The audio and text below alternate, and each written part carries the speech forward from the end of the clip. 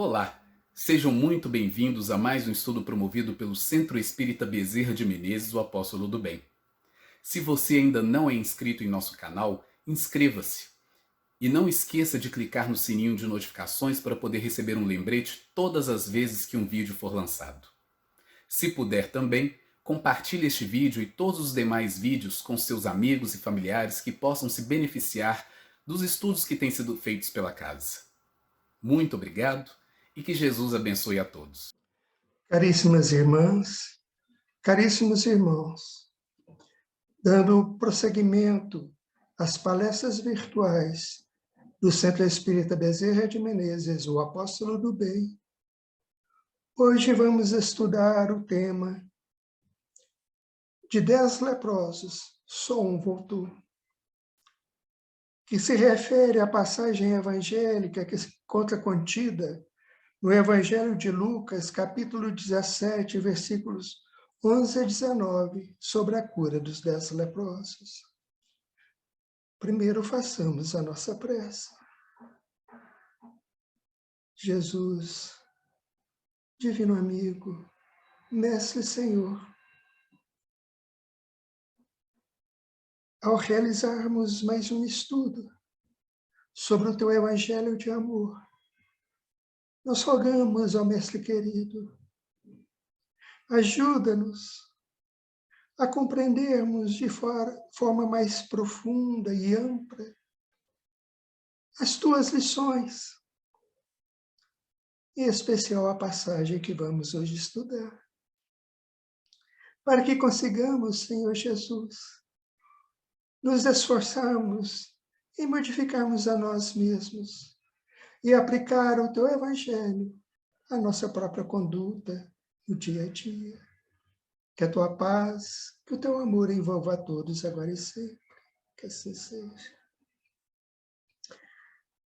Então, a passagem que hoje vamos estudar, como dissemos, está no Evangelho de Lucas, capítulo 17, versículos 11 a 19. Vamos lê-la por inteiro primeiro, para depois refletirmos sobre cada um dos seus versículos. E aconteceu que, indo ele a Jerusalém, passou pelo meio da Samaria e da Galileia. E entrando numa certa aldeia, saíram-lhe ao encontro 10 homens leprosos, os quais pararam de longe. E levantaram a voz, dizendo: Jesus, Mestre, tem misericórdia de nós. E ele, vendo-os, disse-lhes: Ide, e mostrai-vos aos sacerdotes. E aconteceu que, indo eles, ficaram limpos. E um deles, vendo que estavam são, voltou glorificando a Deus em alta voz. E caiu a seus pés, com o rosto em terra, dando-lhe graças. E este era samaritano. E respondendo Jesus, disse: Não foram 10 os limpos? E onde estão os 9? Não houve quem voltasse para dar glória a Deus, senão este estrangeiro? E disse-lhe: Levanta-te e vai, a tua fé te salvou. Então agora, vamos procurar refletir sobre cada um desses versículos, procurando aprender o ensinamento espiritual da passagem. E aconteceu que, indo ele a Jerusalém, passou pelo meio da Samaria e da Galileia. Ele, Jesus. Então, indo Jesus a Jerusalém, passou pelo meio da Samaria e da Galileia. Jesus, o nosso mestre divino, o governador espiritual da terra, o nosso mestre Senhor. Jesus simboliza a sua doutrina de amor, o seu evangelho, as suas lições inovidáveis, os seus exemplos. Então, indo Jesus a Jerusalém, Jerusalém, na época, era a capital da Judeia. E ali, em Jerusalém, se encontrava o principal templo dos judeus, onde ocorriam as principais manifestações de fé, os principais acontecimentos religiosos. Mas em sentido espiritual, Jerusalém, aplicando a nós mesmos, ao nosso dia a dia, é o nosso templo íntimo, onde se situam os ideais superiores, os valores mais nobres da espiritualidade. Jerusalém, então, entendemos, são aqueles ideais e valores mais nobres que devemos buscar e consolidar em nosso íntimo, em nosso dia a dia, na nossa caminhada evolutiva.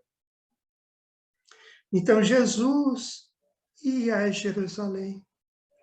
E nós também devemos estar sempre indo à casa dos ideais superiores, dos valores mais nobres de nossa redenção espiritual, dos valores mais nobres do Espírito. Devemos estar sempre buscando esses ideais, esses valores, para aplicá-los à nossa conduta, no nosso dia a dia, consolidando-os através da exemplificação constante. Indo ele a Jerusalém, passou pelo meio da Samaria e da Galileia. Duas regiões que mantinham entre si dois povos com divergências profundas em termos de interpretação religiosa. No Evangelho segundo o Espiritismo, na introdução, temos que os samaritanos estiveram quase constantemente em guerra com os reis de Judá.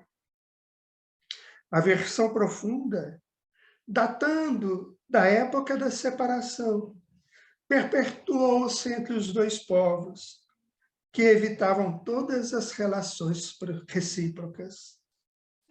Aqueles, para tornarem maior a cisão e não terem de vir a Jerusalém pela celebração das festas religiosas, construíram para si um templo particular e adotaram algumas reformas. Somente admitiam o Pentateuco, que continha a lei de Moisés, e rejeitavam todos os outros livros que a esse foram posteriormente anexados.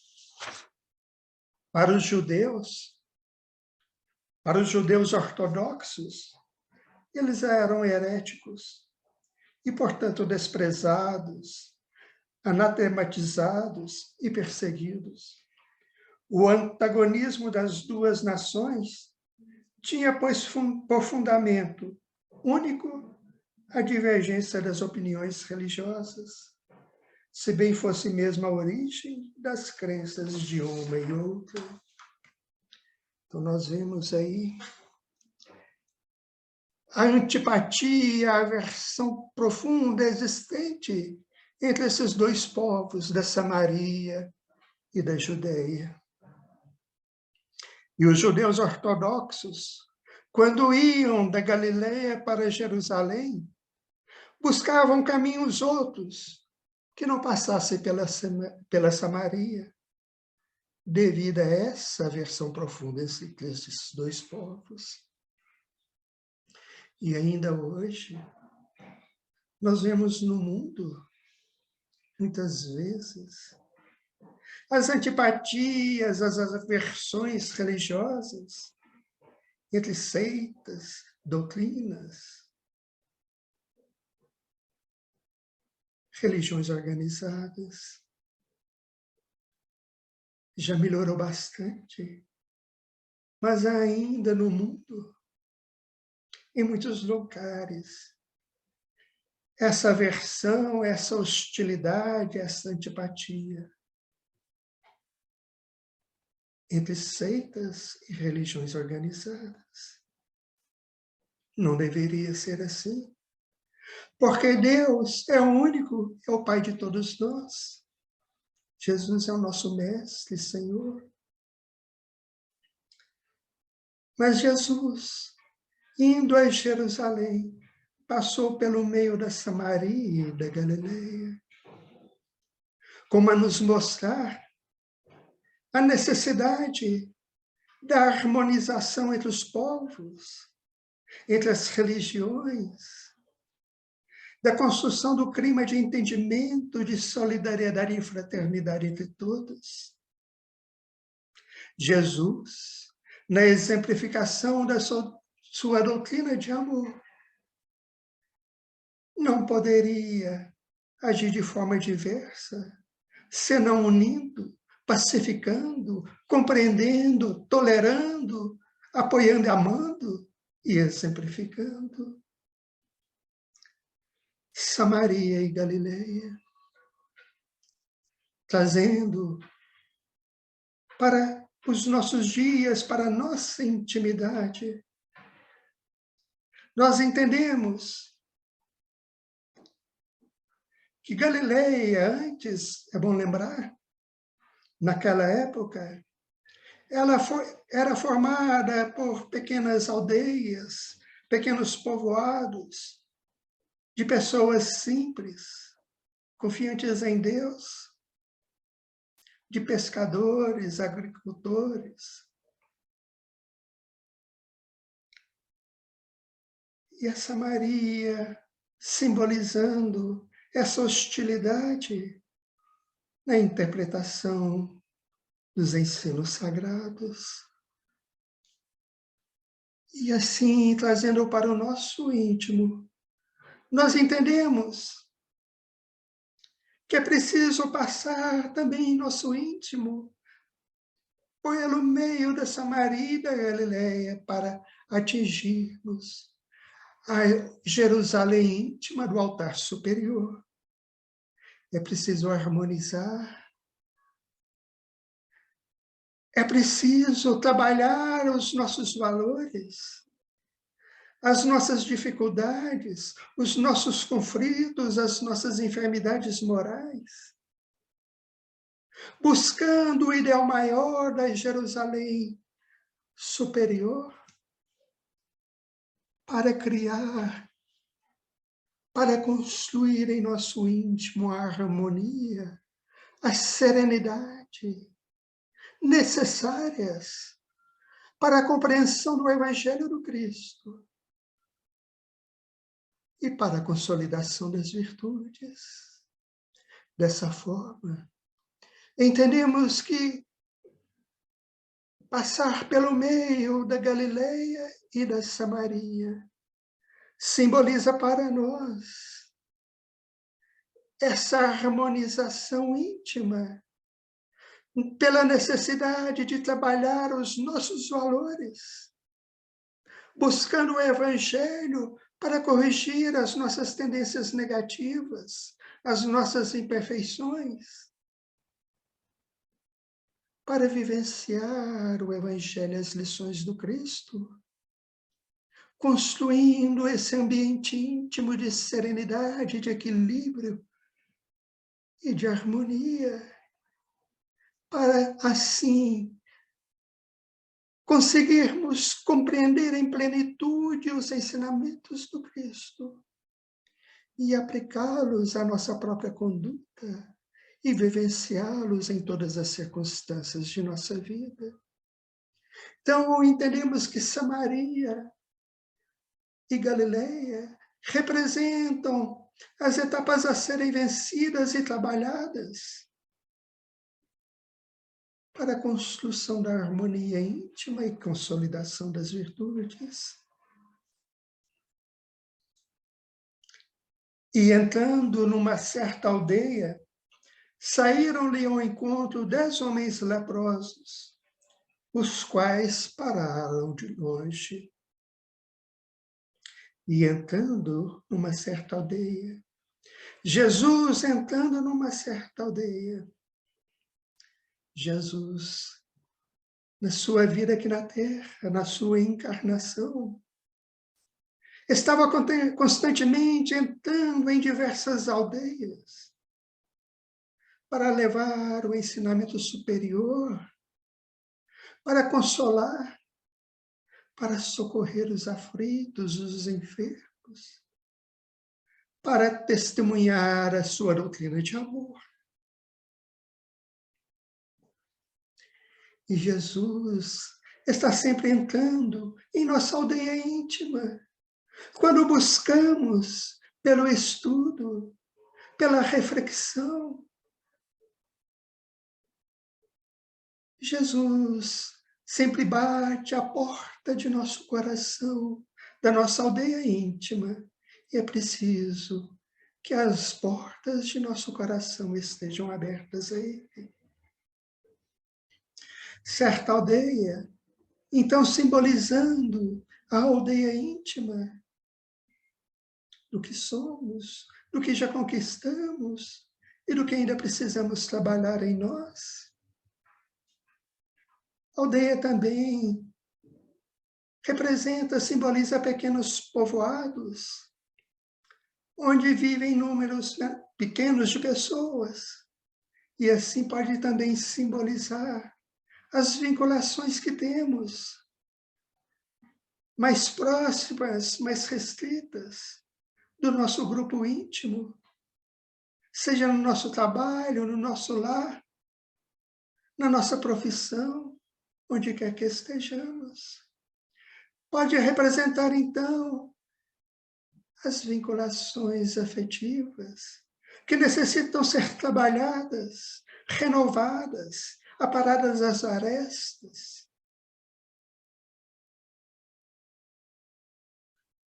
E entrando numa certa aldeia, saíram-lhe ao encontro 10 homens leprosos, os quais pararam de longe.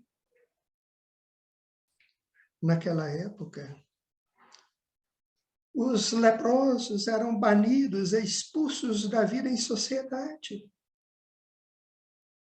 Eram desprezados.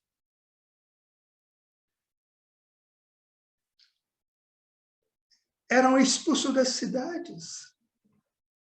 Tinham que viver em vales agrupados. Muitas vezes eram obrigados a carregar pequenos sinos pendurados ao pescoço para que fizesse barulho, avisando a sua proximidade.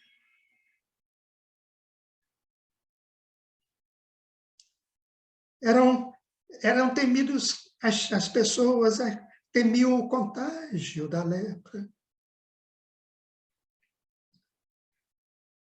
E eles tinham que manter uma distância mínima com as pessoas ditas sãs, de no mínimo 7 côvados. Um côvado representando aproximadamente 66 centímetros. Então, 7 côvados, aproximadamente 7,5 metros de distância mínima, para não contagiarem as pessoas ditas sãs com a sua enfermidade física. Eles não podiam se aproximar. Mas aí nós vemos que Jesus, entrando numa certa aldeia, saíram ao encontro 10 homens leprosos. Eles foram procurar Jesus, foram buscar o Cristo, pois sabiam que nele encontrariam a cura para as suas enfermidades. O que denota que sabiam quem era Jesus. sabiam da autoridade moral de Jesus, do poder de Jesus. Então 10 homens leprosos saíram ao encontro do mestre. Leprosos, fisicamente, com a enfermidade física. E naquela época imaginamos como deveria ser o sofrimento avoltante daqueles homens enfermos, banidos da sociedade, desprezados, expulsos. O que nos mostra a expiação acerba em estado mais grave, mais alto de sofrimento.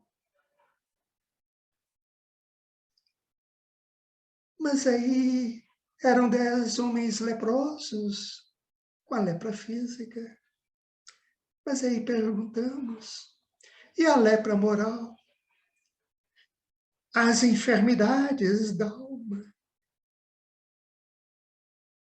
Naquele caso, esses 10 homens leprosos já expiavam na carne faltas cometidas anteriormente. Mas é a lepra da alma, a lepra moral, que muitas vezes fica dissimulada e oculta,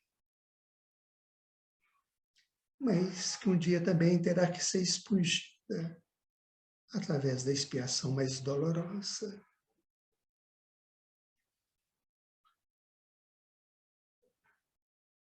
E também essa, e principalmente essa lepra da alma, é preciso que ela saia ao encontro de Jesus, na busca do entendimento do seu evangelho de amor, para a modificação de posturas e condutas, os quais pararam de longe, como dissemos, aqueles que expungiam no corpo físico a hanseníase naquela época, tinham que ficar longe, distantes das pessoas consideradas sãs. Então pararam de longe, em obediência às leis.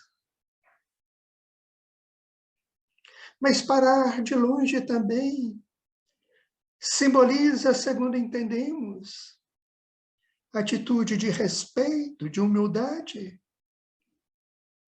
E também pode simbolizar a distância evolutiva entre nós e o Mestre Jesus.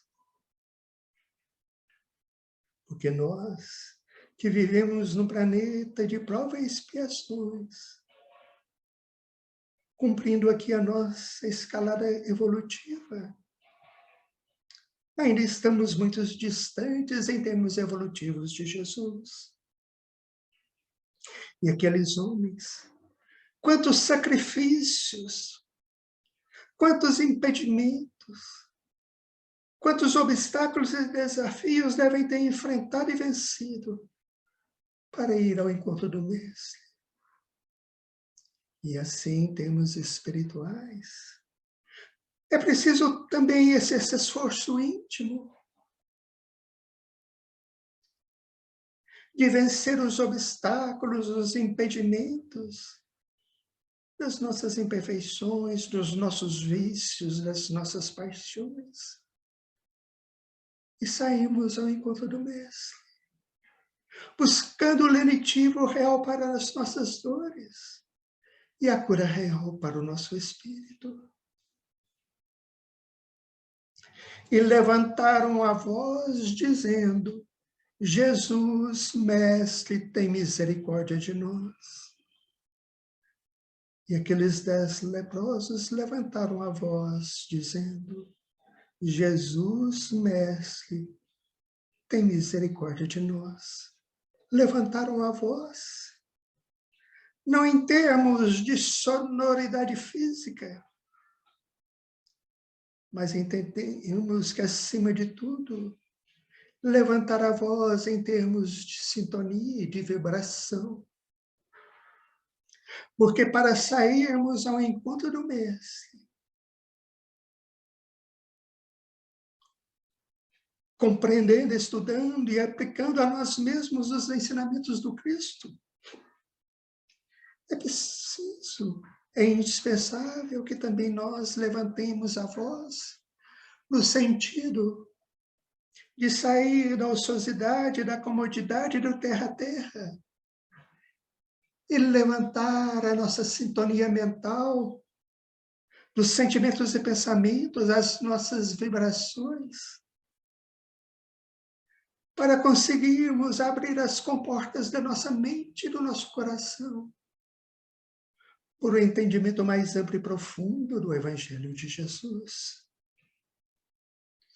E eles levantaram a voz dizendo: Jesus, Mestre, tem misericórdia de nós. Jesus, Mestre. Mais uma vez nos mostrando que eles sabiam quem era Jesus. A autoridade moral de Jesus. Já tinham ouvido falar dele, dos seus feitos. Sabiam quem era o Mestre Jesus. Jesus, Mestre, tem misericórdia de nós. Eles pedem misericórdia, compaixão. É interessante, importante aí. Percebemos que eles não pedem justiça. Eles pedem misericórdia, compaixão. E todos nós, muitas vezes, nas nossas dificuldades, nas nossas enfermidades, nos nossos conflitos, nos nossos impedimentos, rogamos ao alto misericórdia, compaixão, para o alívio de nossas dores e de nossos sofrimentos. Pede misericórdia, compaixão, quem ainda não tem merecimento, quem ainda é devedor da lei.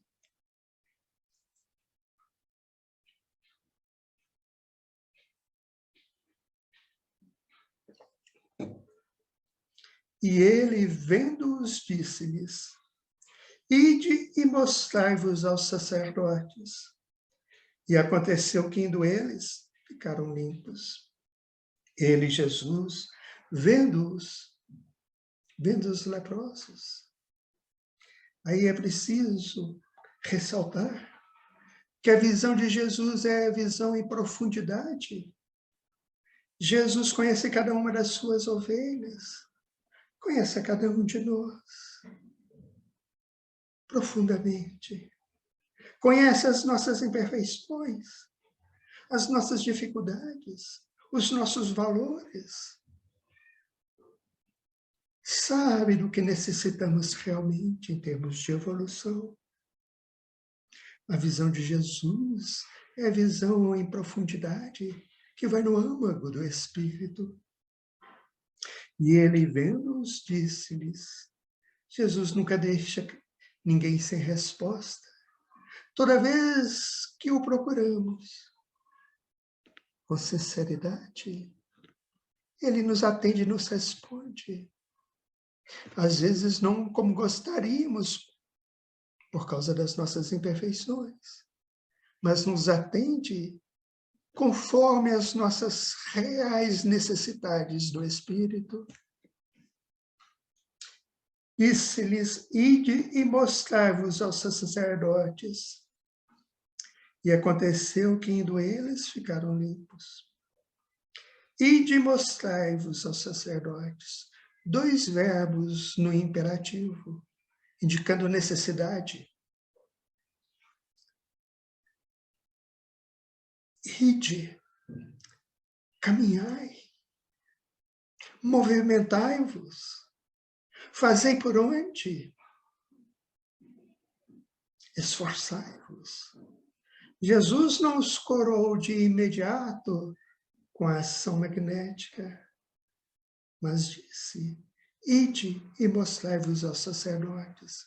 Ide, movimentai-vos, esforçai-vos. Fazei a vossa parte na ação no bem, da transformação moral e da prática da caridade. Ide, necessidade de movimentar, de agir no bem. E mostrai-vos aos sacerdotes. Naquela época, os leprosos, como dissemos, eram expulsos das cidades e eram dados como mortos. E para voltarem ao convívio social, eles tinham que demonstrar que estavam curados da lepra física, para que pudessem ser readmitidos no convívio social. Mas em termos espirituais, ide e mostrai-vos aos sacerdotes. Ide, caminhai, avançai, movimentai-vos. Fazei por onde? Fazei a tua parte. E mostrai-vos aos sacerdotes. E testemunhai a renovação interior, a cura real, a modificação de conduta, através do exemplo vivo. E aconteceu que, indo eles, ficaram limpos. E aconteceu que, indo eles, ficaram limpos. Eles ficaram limpos indo. O que isso quer dizer em sentido espiritual? Indo, caminhando, avançando, progredindo, agindo no bem. Somente assim, indo, eles ficaram limpos. E é assim sempre. Se queremos a cura real das nossas enfermidades morais, e lembrando sempre que a causa primeira das enfermidades físicas são as enfermidades morais, é preciso ir, caminhar,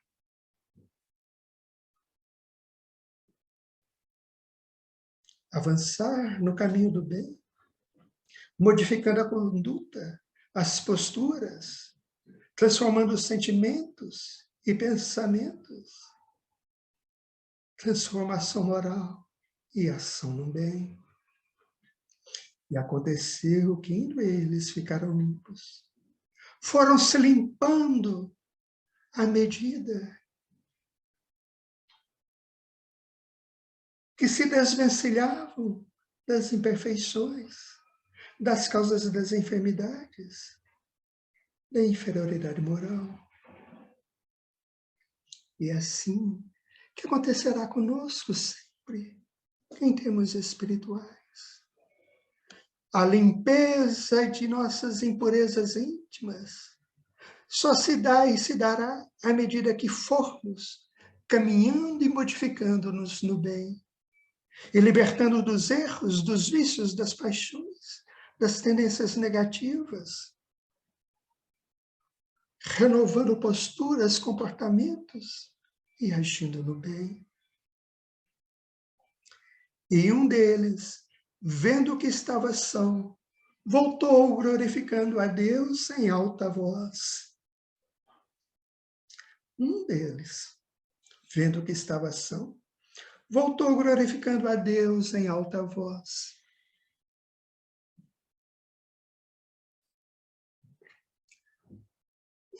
Apenas voltou.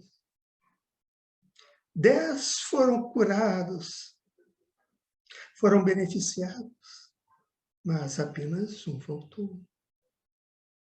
E ele voltou vendo que estava são. Ele voltou glorificando a Deus em alta voz. Ou seja, reconhecendo que com a modificação de postura e de comportamentos e com a transformação moral, foi ficando limpo e se tornando são. E reconhecendo que essa cura ele encontrara em Jesus, na Boa Nova, no Evangelho do Cristo. Pois a cura real de nossos males e sofrimentos somente se dará através do Evangelho de Jesus, na vivência prática, no testemunho diário. Pois, conforme disse o Cristo, eu sou o caminho, a verdade e a vida, e ninguém vem ao Pai senão por mim. Então, esse reconhecendo que se limpara das impurezas, que se tornara são, por aplicar a própria conduta, o Evangelho do Senhor, e em atitude de reconhecimento, de agradecimento e de humildade, ele voltou, glorificando a Deus em alta voz. Glorificando não apenas no sentido de louvar, mas no sentido de testemunhar novos valores, novas conquistas. Porque a verdadeira glorificação a Deus se dá através da transformação moral, das atitudes nobres, equilibradas, da ação no bem. Então, vendo que estava são, voltou, glorificando a Deus em alta voz, testemunhando, dando o seu testemunho, agradecendo o auxílio de Jesus e dando testemunho da modificação, da renovação do ser, em alta voz, para que todos os vissem. O voltar também podemos entender como uma nova vida, uma nova reencarnação de testemunhos constantes na prática e vivência do Evangelho de Jesus.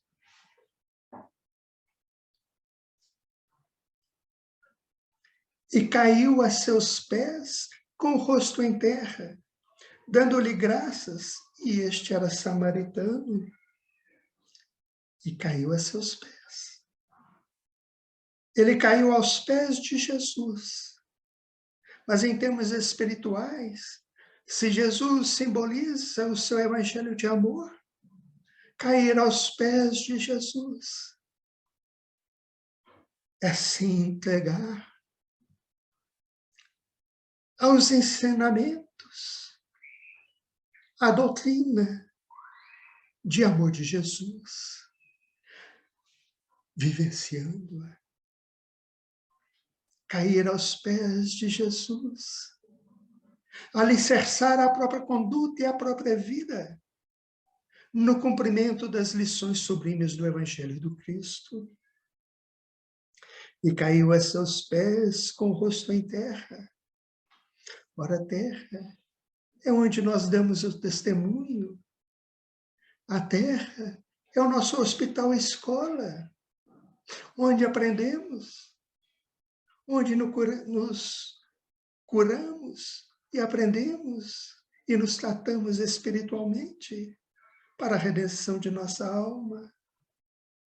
Com o rosto em terra, também pode ser em uma nova vida. E nós sabemos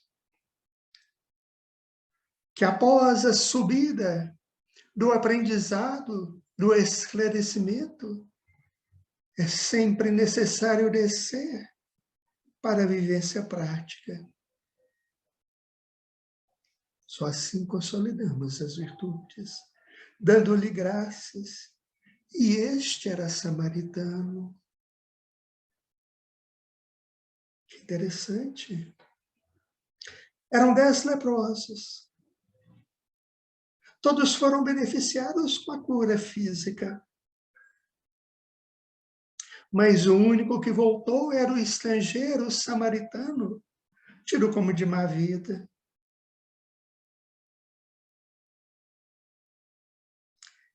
Quantos obstáculos, quanto esforço não deverá ter sido preciso fazer esse samaritano para vencer a si mesmo e retornar dando graças através do testemunho do amor, da caridade e da ação no bem. E assim deve ser com todos nós. E respondendo, Jesus disse: não foram 10 os limpos? E onde estão os 9? E respondendo Jesus, sempre a resposta certa do ensinamento, do alerta de Jesus. Não foram 10 os limpos? Não foram 10 os que tiveram a cura física, os beneficiados? Por que só um voltou? Onde estão os demais, os outros 9? Só um retornou, 10 os beneficiados. Apenas um retornou dando graças através da vivência cristã. E refletindo sobre nós mesmos, sobre a nossa vida, sobre o nosso dia a dia, sobre o nosso mundo. Quantos e quantos há que, após rogarem compaixão e se verem agraciados, com alívio das dores, dos sofrimentos, dos impedimentos, das constrições físicas, retornam aos mesmos hábitos nocivos de antes. A enfermidade, o impedimento, a constrição física, muitas vezes é um freio, uma bênção, um freio em nossa vida, para que não recaiamos nos mesmos erros e não agravemos ainda mais a nossa condição espiritual.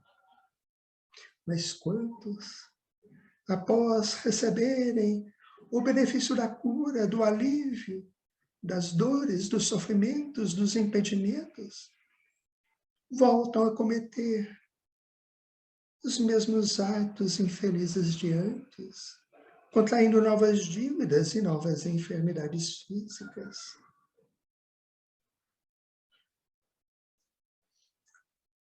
E Amélia Rodrigues nos relata, num de seus livros psicografados por Divaldo Franco,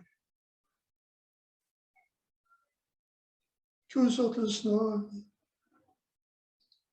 retornaram aos mesmos desvarios de antes, reincendiram nos mesmos erros, recapitulando os mesmos equívocos, as mesmas atitudes infelizes, e se enfermando novamente. Não houve quem voltasse para dar glória a Deus, senão este estrangeiro, desobscurados. Não houve quem retornasse dando glória a Deus, testemunhando a vida mais sadia e equilibrada, a modificação interior. Só um assim o fez. Joana de Ângeles, no livro Jesus e a Atualidade, Jesus e a Atualidade, psicografado por Divaldo Franco, Joana de Ângeles nos esclarece. Jesus sempre admoestava os ingratos que lhe cruzavam o caminho. Nunca lhe faltaram no ministério estes infelizes.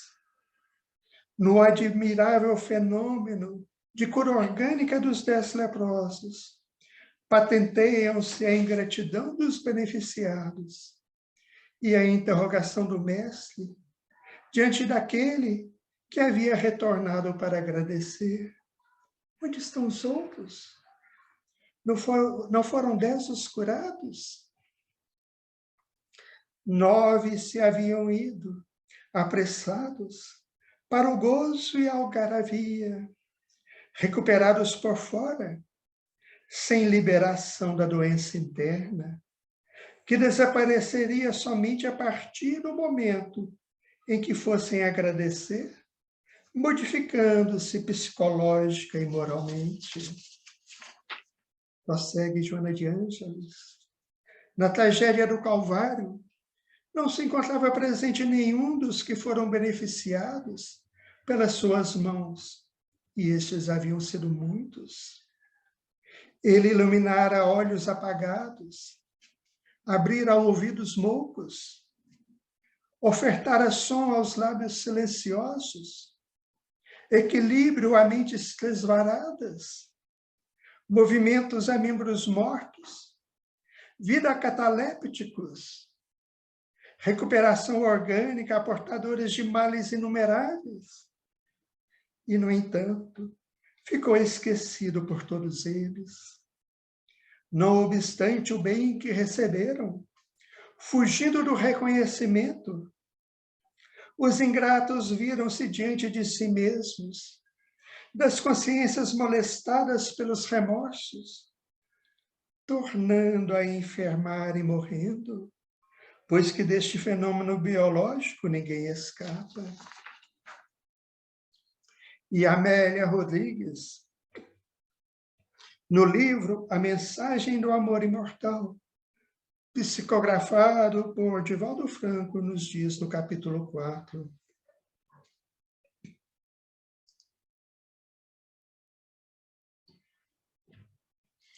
Os ingratos, aqueles que se houveram beneficiado, eram duros de coração, seguiram adiante, sem terem sequer o sentimento de gratidão àquele que os limpara da cruel enfermidade. Os ingratos prosseguem em todos os segmentos da sociedade, nos diferentes períodos da humanidade. Sempre aguardam receber, jamais se preocupam em retribuir. Sentem-se credores de todo merecimento e, por isso mesmo, a soberba e a presunção os intoxicam, saindo de um para outro problema, de uma para outra dificuldade. E prossegue Amélia Rodrigues. São encontráveis em todo lugar os ingratos, os déspotas, os perversos. Buscam soluções para os problemas que geram, ficando impermeáveis à renovação moral, que os tornaria receptivos à felicidade. E porque não operam a transformação moral de dentro para fora, mesmo quando ajudados e conduzidos ao caminho do bem, retrocedem às posturas anteriores, permanecendo amargos, insaciáveis, exceto algum samaritano que dá glória a Deus e segue o roteiro novo da verdade. Eram 10 leprosos, e um deles era samaritano, o que voltou para agradecer Jesus, e por isso adquiriu a cura permanente real. E essa cura, a cura de nossa alma que devemos buscar sempre, através da transformação moral e da vivência evangélica em todos os dias, em todas as circunstâncias e a todos os instantes. E disse-lhe: levanta-te e vai, a tua fé te salvou. Jesus, após auxiliar, curar, consolar, sempre dizia: vá e não peques mais. Levanta-te e anda. Levanta-te e vai. Coloca-te de pé. Movimenta os dons, os recursos preciosos que lhes chegam às mãos para a transformação moral e para a ação no bem. Movimenta-se, corrigindo-se, reeducando-se, burilando-se, agindo no bem, amando e servindo. Vai, a tua fé te salvou. A tua fé, consagrada por obras nobres, pela ação no bem. Não é qualquer fé que salva. Não basta crer, não basta acreditar. É preciso que a nossa fé dê obras de transformação moral, de caridade, de benemerência, de amor, de perdão, de compreensão e de tolerância. É a ação do bem. Assim, agradecemos ao Mestre Jesus por mais esta oportunidade valiosa de aprendizado e reflexão, pedindo ao Divino Amigo, fortaleça-nos o Espírito, ajudando-nos a vencermos os obstáculos das imperfeições e mazelas íntimas, e a te buscar constantemente, através do esforço próprio de renovação e transformação moral e de ação no bem. Sustenta-nos, Senhor, na caminhada, para que cada vez mais pensamos a nós mesmos na busca da cura real para o nosso espírito e para a redenção de nossa alma, agindo sempre no bem. Que a tua paz, que o teu amor nos envolva hoje e sempre. Que assim seja.